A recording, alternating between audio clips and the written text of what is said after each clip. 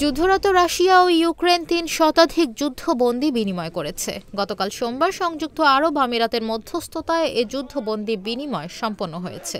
British সংবাদ মাধ্যম BBC এক প্রতিবেদনে এ তথ্য জানিয়েছে। রুশ প্রতিরক্ষা মন্ত্রণালয় জানিয়েছে তাদের কাছে থাকা ১.৫ শতাধিক ইউক্রেনীয় সেনাকে হস্তান্তর করা হয়েছে। বিনিময়ে ইউক্রেনও সমসংখ্যক রুশ সেনাকে হস্তান্তর করেছে।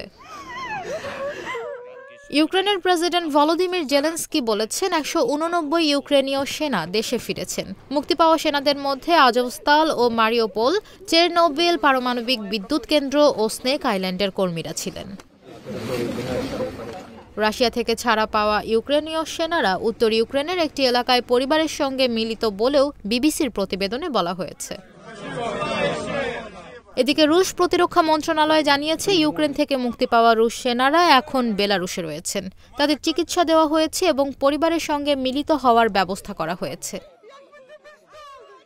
২০২২ সালের ফেব্রুয়ারিতে যুদ্ধ শুরু হওয়ার পর থেকে এ নিয়ে ৫৯তম বারের মতো বন্দি বিনিময় করল রাশিয়া ও ইউক্রেন। এটি সবচেয়ে বেশি সংখ্যক বন্দি বিনিময়ের ঘটনাগুলোর একটি।